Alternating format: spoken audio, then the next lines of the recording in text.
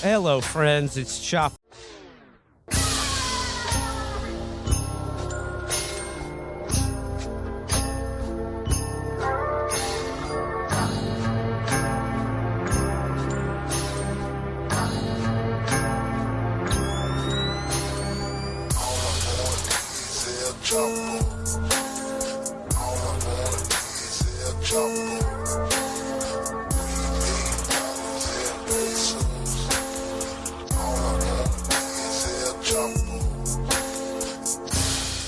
Are you looking at pictures of Keith Raniere on your computer now, Felix?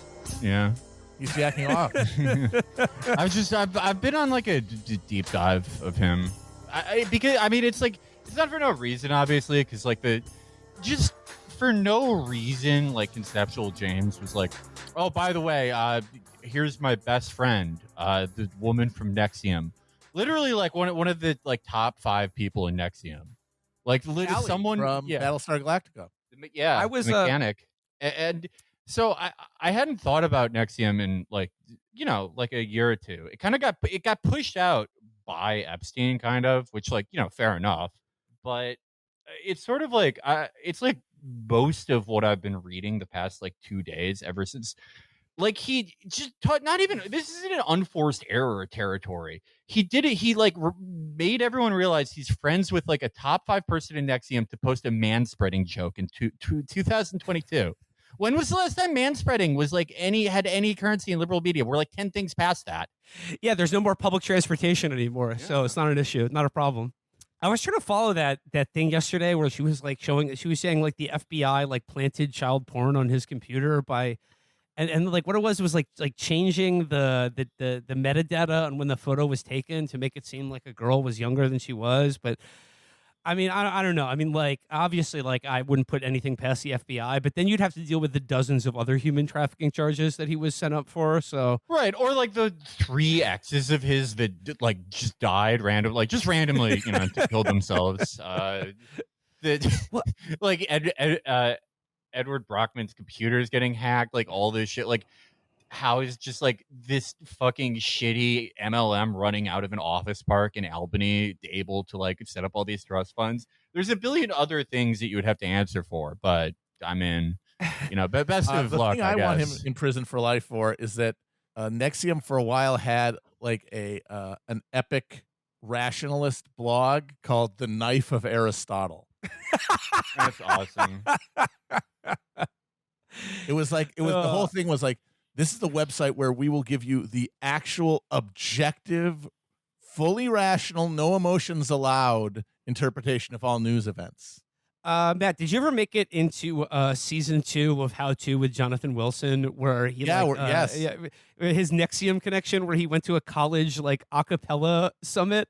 He was in a college a cappella group they went to this like a cappella event that they soon realized was being organized by a cult, and this was like years before Nexivm was even like known on a mainstream level. But yeah, it was Keith Raniere and company was using college a cappella groups to recruit young women. Yeah, but like he also had this like boot camp for like journalism, where he was going to teach people fully objective journalism so that they could write up places like The Knife of Aristotle. And I think that whole part of it is what is now like hooking up with Conceptual James and going on these like epic debate, brain festivals that they keep having. The Festival of Brain, where you go and you see a bunch of people's brains and they give you brain. Well, I mean, like that kind of like gets to the heart of like why I am like just keep going back to Nexivm, why I think it's so interesting.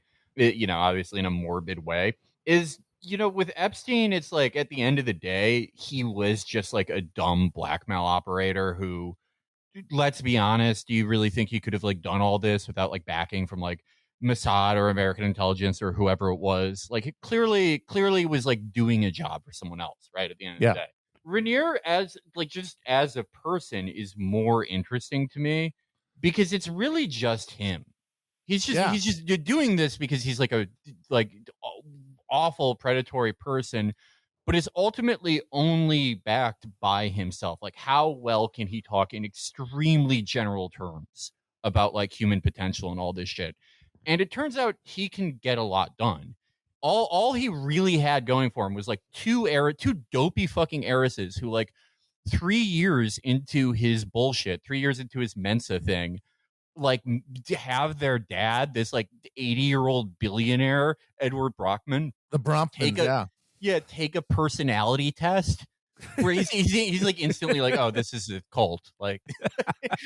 No, but like he's a more interesting guy, and he's L. Ron Hubbard. Yeah, well, the dinkiness of Nexivm compared to what kind of he was supposed to that he was able to achieve is what makes it interesting. Not that they have like a sophisticated media affair where you don't know where it begins and where it ends, which that's more the case with the Epstein stuff because it's not him doing it. With Rainier, it's like, oh, they were like trying media stuff, but it's really like these blogs that never took off and this like social media shit that like instantly gets recognized, you know, and like I guess Nikki Klein is his most competent organ, which is, you know, good luck. But the sort of the gap between the actual ability and backing and what he was able to do is ultimately what's the most interesting part of the story to me. When the billionaire father took the personality test and figured out it was a cult, I'm just wondering, did he find out which Game of Thrones character he was though before? Well, yeah, I mean that's also it. Maybe like all the fucking bullshit tests that everyone's been taking lately, where it's like, oh, you're 89% like this character from Criminal Minds and 78% like this character from NCIS Shreveport. Maybe that's Nexivm also. Yeah. I gotta say, that test is bullshit. I took it and I got some asshole from a fucking Netflix show that I've never heard of. Fuck off. What was it? You remember? Luke from Emily and Perry. Watch that shit. You gotta fucking you gotta purge that list. You gotta get Matt, like 5-star players, characters, emblematic characters from pop culture, not this fucking streaming horse shit. Personality is destiny, Matt, and you were Luke now, not Luke from Gilmore Girls, Luke from Emily in Paris. Wonderful. Sure, whatever that means. I mean, like, I'm interested in like the Nexivm thing. Oh, by the way, it's Chapo, it's me, it's Will, it's Felix and Matt. We're back again. It's Thursday, June 9th. But I was gonna say I was interested in the Nexivm thing, like you said, because of the James concept connection and the weird way in which they've been sort of like adopted by the kind of post-right or whatever, or I don't know. I mean, like it's the weird way in which they're now being flacked for by the people that are convinced that like teachers are grooming children into being, you know, and like the organization that actually grooms people into being slaves is somehow being set up by the FBI or has been unjustly prosecuted for trafficking women and branding them. But then again, like I want to talk about it in connection with this this Guardian article that I came across about the cult that Amy Coney Barrett is a member of.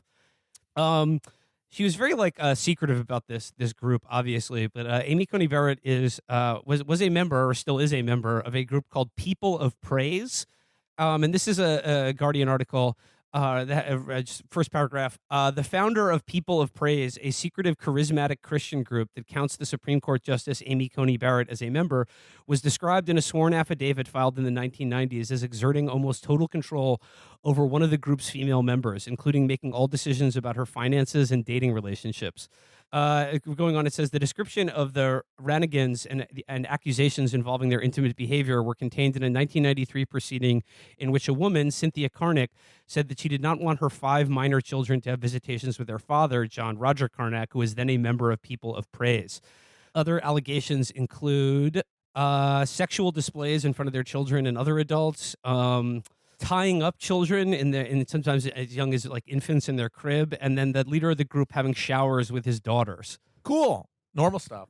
Yeah, it says Kevin Ranigan sometimes showered with 2 of his daughters who were 10 or 11 at the time. Wait, that's not the leader of the cult, but there's a cult member, and that's why the mother, Cynthia, was bringing this legal proceeding. But yeah, I mean, it's weird. Like, obviously, like this was not mentioned much during the confirmation hearings because obviously well, first of all, isn't she supposed to be Catholic? Like, yeah, what's up with these like charismatic like? That's not a thing. American Catholicism isn't a thing. It's just a particularly pretentious type of Protestantism. Yeah, whenever people are like, "Oh, you answer to a master in Rome," it's like, you think any American is getting it together for that? Yeah, I just think it's like this current moment of extreme hysteria and real danger for like sexual minorities at the hands of these sickos. I mean, I think it's weird, like how just sort of out of the woodwork they're all coming with the fact that they believe that more in which like one charismatic male leader has more or less total authority over women and children. I mean, I think they're flacking for them because I think it's like their ideal social arrangement. I think this is like how they would like all social relationships to be patterned on in an ideal world, and are increasingly using the law to achieve that. Yeah, and then that's why it kind of doesn't work to point out hypocrisy and say, "Oh, you guys are the real groomers." It's like, well, yeah, they just think that they're grooming according to nature and God's will, and you're doing unnatural grooming. It's that simple. Like, yeah, kids are to be, the weaker are to be corralled and to be dominated by the stronger. We're just using God's, revealed preferences to show us who should be in charge. And you're doing some social justice bullshit, making up categories that are in opposition to God's will. Does Nexivm or Keith Raniere have any religious component to it? Like, is he big into God, or is he just believe he is God? Isn't it? Yeah, it's like pure rationality. It's like Reddit atheism turned into a way to get laid, because you're not going to get laid with regular Reddit atheism. Well, yeah. Well, it's like, it's a combination of like ultra rationalism, but then also like the human potential movement from the 60s, which is, I guess, just like, kind of perfect. Like, it's just like a way of making you God. Mm-hmm. Like making mainly Keith Raniere God, but then you, the Nexivm, the Nexivm subscriber, that if you like go to enough seminars and do enough shit, and if you're a woman, become a slave, you will also be able to become God eventually. It's like we've all got everything. these little we've all got these little God pieces in us, and we have to collect the rings like Sonic to become the most God. Everything is an MLM. Everything springs from that basic dynamic, trying to pitch people on like, cooperation, schmooperation, responsibility to other people, anything like that. That's bullshit. This world is people just out for themselves, getting what they can. But if you follow the lead of people who know how to get stuff, you can get that stuff too, and you can climb the ladder to ascension. Well, this is a good segue into the other story I want to talk about today. I mean, like along the lines of how pointing out hypocrisy really doesn't get you very far, or really kind of like occludes like a kind of rational assessment of what's happening, is that like you have to bake in a certain irrationality. And I'm talking, of course, about the election results of was it Chapo was roundly defeated. His recall, he was easily recalled. I mean, it's an election that I think 50,000 people voted in, but of those who did vote, he was washed. It was not close. And of course, that this is an occasion for reflection, or on the media campaign, and to portray San Francisco as some kind of lawless hellhole, but also the limits of pointing out hypocrisy. Because I was like just trying to think about all this, and you can say that crime was in every respect higher in the 1990s, but it feels worse now. And you can point out the irrationality of that, but again, it only takes you so far. And I think this really does get into this sort of having to take seriously, and I'm not saying this to be glib or ironic, but to take seriously the forces of vibes in how people perceive reality. Because the thing is, anecdotally and statistically, whether it's New York City or San Francisco, street crime and quality of life crimes were higher in the 90s. But the 90s were an era that was the last golden age. The 90s are an era when people believed in a future. So when they were mugged on the street, it was easier to just sort of shrug off and just be like, them's the breaks, and it's not the end of the world. But now well into the 21st century, and especially as well in the context of COVID lockdowns and people being indoors more than ever, reality really is what people feel it to be. And there's no really, and especially if you're running for office or trying to defend a political program that people are blaming for why they feel so fucked up, you can't just say, well, you're actually wrong because crime was actually much higher in the 90s and you weren't complaining about it then. Nor